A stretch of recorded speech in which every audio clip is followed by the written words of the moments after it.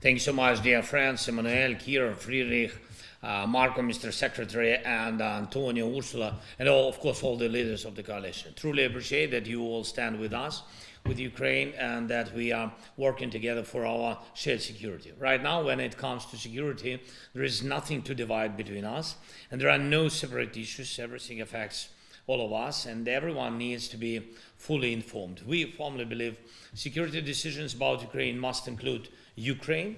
That was our position in Geneva, and always security decisions about Europe must include Europe, and the same applies to Canada, Japan, Australia, New Zealand, other countries, and every nation. And this is simply fair, and it actually works, because when something is decided behind the back of the country or its people, there is always a high risk that it simply will not work.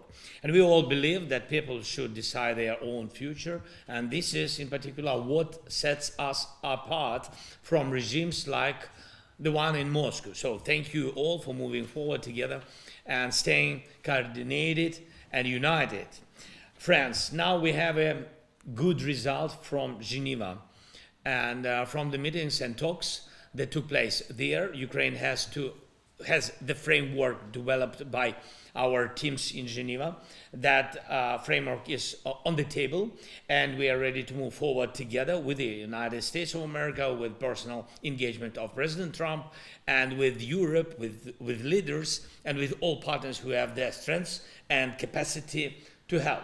And I'm ready to meet with President Trump, and there are sensitive points to discuss. We have them still, and we think that the presence of European leaders could be helpful. And let's discuss some key issues today in a closed format. But we must also not lose sight of reality. Russia's war against us is not in the past. It's happening every single day. Every day Russia takes Ukrainian lives. Just last night, thanks for warm words and the words of support from you, friends. So last night there was yet another massive attack on our country, so we cannot relax or forget that Ukraine still needs defense support, security support, support of our resilience every day.